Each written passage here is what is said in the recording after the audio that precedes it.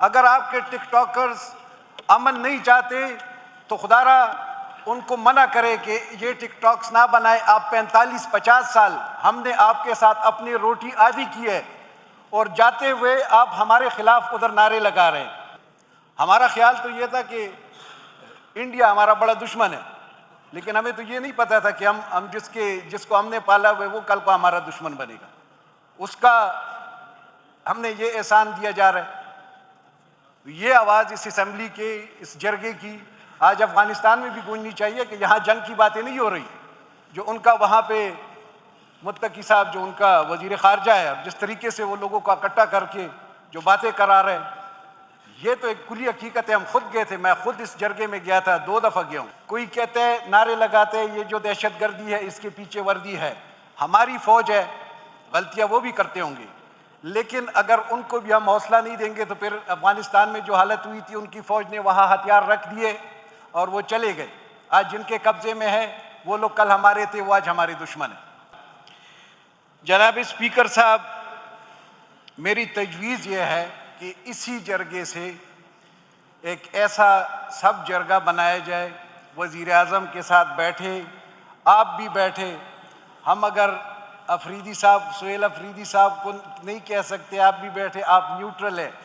Speaker और governor दोनों neutral होते हैं।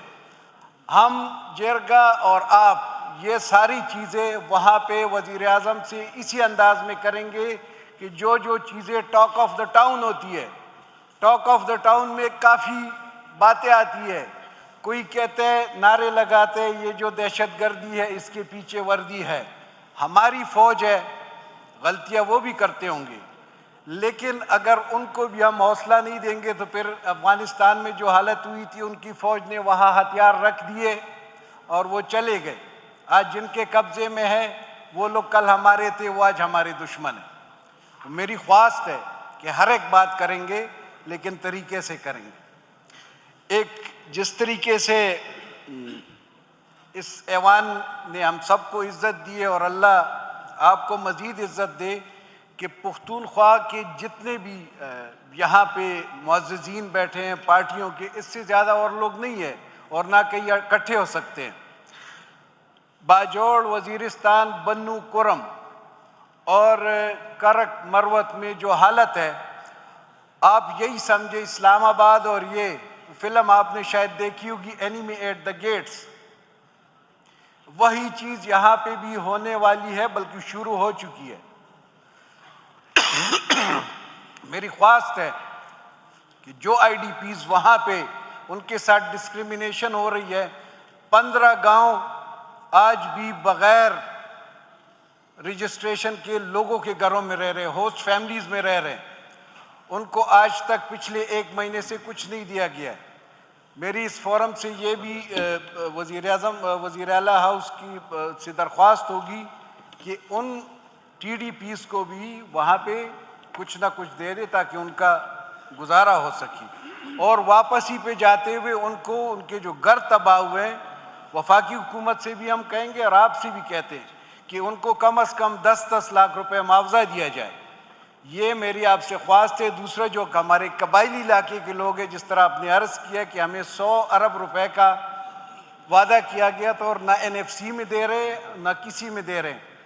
हमारी एस्पायर के फोरम से एक मीटिंग हुई थी जिसमें वज़ीर आला साहब भी थे, और इन्होंने फिर बाद में यहाँ से असेंबली से फ्लोर से मंजूर भी कराया था। हम कबायली जितने भी हैं, हम इस तरह खैरात की 3% नहीं मांगते, उसकी फ़िक्र आप ना करें, हम गुजारा कर लेंगे। लेकिन सिर्फ ये अमन वाली चीज़ पे हमारे साथ ऐसे जरगा चला जाए वफाक के पास कि आपने हमें सूबे के साथ तो कर दिए, अब हम ना इधर कह रहे ना उधर कह रहे। हमारे यहाँ हमने कहा था कि शायद कबायलीज़म ख़त्म हो के या FCR ख़त्म हो जाए तो वहाँ पे अमन आ जाएगा, लेकिन बदअमनी उससे बढ़ गई है। अगर और कोई कानून है हम उसके लिए भी तैयार हैं, लेकिन हमें अमन चाहिए। FCR बहुत गलत कानून था, लेकिन इसने हमें क्या दिए?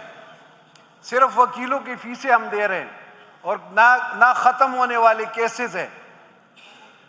तो ये सारी चीज़ें इस जरगे में ये भी करनी चाहिए। अमन तब आएगा जब आवाम और फौज और सिविलियन जो हमारे सियासी लोग हैं, जो हमारी सियासी पार्टी है, ये एक पेज पे हों। आज मैं हकीकत कह रहा हूँ, कोई भी एक पेज पे नहीं है। फौज के साथ हम एक पेज पे नहीं है, आवाम के साथ हम एक पेज पे नहीं है।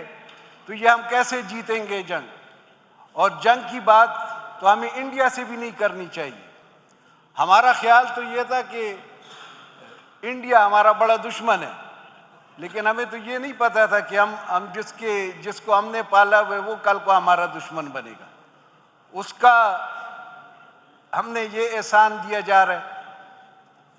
ये आवाज़ इस असेंबली के, इस जरगे की आज अफगानिस्तान में भी गूंजनी चाहिए कि यहाँ जंग की बातें नहीं हो रही। जो उनका वहाँ पे मुत्तकी साहब, जो उनका वजीर खारजा है, और जिस तरीके से वो लोगों को इकट्ठा करके जो बातें करा रहे हैं, ये तो एक कुली हकीकत है। हम खुद गए थे, मैं खुद इस जरगे में गया था, 2 दफ़ा गया हूँ मुज़ाकरात के लिए। मेरे साथ और भी जो खान मरजान साहब इधर बैठे हुए मुझे नज़र आ रहे, साजिद तोरी साहब है, हम सब गए उधर, लेकिन उसका कोई हल नहीं, लोग उधर ही बैठे हुए थे। चाहिए ये था कि वो हमारे लिए ये मसला हल कर देते। तो इंशाअल्लाह आप जब भी बुलाएंगे, आप जहां भेजेंगे, वफाक के साथ भी हम बात करेंगे, हम अपने फ़ौज के साथ भी बात करेंगे, हर एक के साथ बात करेंगे। लेकिन ये तरीक़ाकार हमें इख्तियार करना चाहिए कि हम एक पेज पे हो। जिस तरह आज एक पेज पे हम इकट्ठे हुए, इसी तरह करेंगे। और ख़ुसूसी दरख्वास्त मैं वज़ीर आला साहब से फिर करूँगा कि जो IDPs आज तक रजिस्टर्ड नहीं हुए, उनके लिए ज़रूर आज कोई डायरेक्टिव जारी करे। वो बहुत बुरी हालात में। बहुत मेहरबानी।